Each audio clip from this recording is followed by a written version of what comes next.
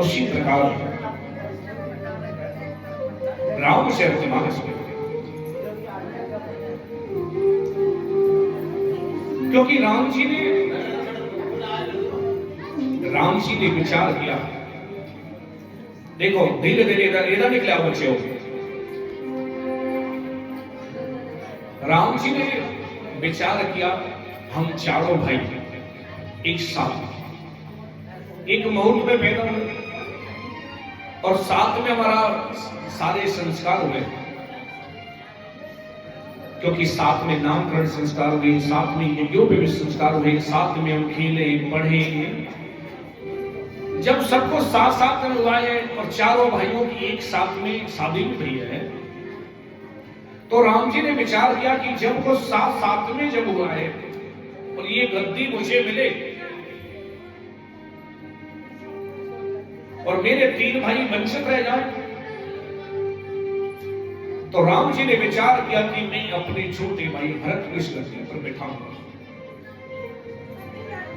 क्योंकि राम जी ने विचार किया कि क्योंकि हमारे समाज में कुछ ऐसी रीति है, रीति क्या, हम लोग अपनी रिवाज बना करके बैठे हैं, कुछ कुरीतियों को अपनी हम रीति बना करके बैठे हैं कि हमारे घर में तो ऐसा ही होता है।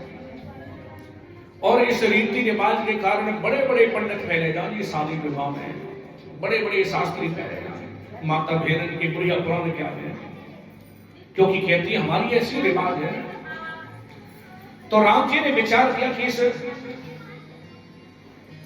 क्योंकि जो इनकी रीति है, और रीति क्या है, बड़ा पुत्र ज्येष्ठ पुत्र ही राजा बनता है। तो राम जी ने विचार किया कि अगर ज्येष्ठ पुत्र बड़ा पुत्र इस लायक नहीं हो, इस योग नहीं हो, राज संभालने लायक नहीं हो और छोटा हो, तो छोटा राजा क्यों नहीं बन सकता है, बीच का क्यों नहीं बन सकता है, यदि बड़ा इस योग नहीं हो तो राम जी ने विचार किया कि कुछ भी हो जाए इस परंपरा को मुझे बदलना होगा। क्योंकि एक अंधा व्यक्ति था, उनकी पत्नी भी अंधी थी। अब वो बेचारी अंधी थी, जब रसोई में जाती भोजन बनाती तो कुत्ता बिल्ली उनकी रोटी लेकर के चले जाते, वो भूखे रह जाते। एक दिन देखी, 2 दिन देखी, 4 दिन देखी, सोचा कि ऐसे कब तक चलेगा। और दोनों ने सलाह बनाई कि देखो जब तुम रोटी बनाओगी, खाना बनाओगी, तो मैं रसोई में डंडा लेकर के बैठा रहूंगा। अब वो बेचारी जब भोजन बनाती, पति देव अंधे रसोई में डंडा लेकर के बैठ जाते, इससे मेरी गर्भत और उनका भोजन बच जाता, दोनों भोजन करते। गृहस्थी चल रही, क्या हुआ, उनका पुत्र हो गया, पुत्र बड़ा हो गया, शादी की योग हो गया, पुत्र की शादी हो गई। अब जब पुत्र की शादी हो गई तो पुत्र वधू रसोई में जाती भोजन बनाने के लिए, तो बेटा भी रसोई में डंडा लेकर के चला जाता। वो कहती है, अरे तुम क्या कर रहे हो, कि देखो हमारी तो ऐसी रिवाज है, हमारी तो ऐसी परंपरा है, हमारे घर में तो ऐसी रीति है, क्योंकि पहले हमारी नैया जब भोजन बनाती पिताजी डंडा लेकर के बैठे रहते, अब जब तुम बनाओगी तो मैं बैठूंगा। प्रेम से बोलना, क्योंकि उनकी तो मजबूरी थी।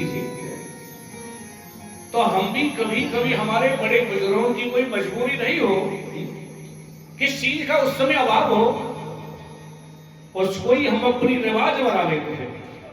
तो राम जी ने भी यही विचार किया कि मुझे इस रीति को, इस परंपरा को बदलना है। भरत जी के लिए मेरी गर्भ दो और वन में चले जाते हैं। लेकिन भरत जी ने कहा कि बड़े भाई की गद्दी, इस पर मेरा बैठने का कोई अधिकार नहीं है। भरत जी भी मेरी गर्भ दो। राम जी को मनाने के लिए, राज तिलक करने के लिए, क्योंकि राम जी जिस गद्दी को छोड़कर के गए, आज वही गद्दी राम जी के पीछे वही चित्रकूट में पहुंची है। लेकिन राम जी भरत की तरफ इस गद्दी में ठोकर मार देते हैं।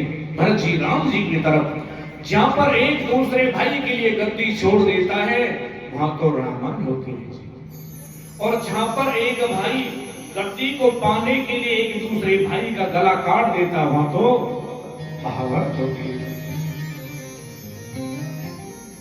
तो राम कथा से मेरी तरफ तो यही हमको शिक्षा मिलती है, राम आदर्श है, क्योंकि सब यही चाहते हैं राम राज होना चाहिए।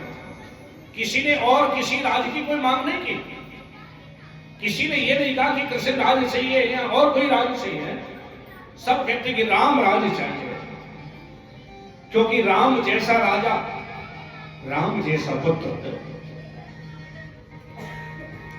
राम जैसा मेरी गर्भ और पति, राम जैसा पुत्र, राम जैसा भाई है, क्योंकि राम जी ने हर मर्यादा को, हर संबंध को निभाया। राम जैसा नगीना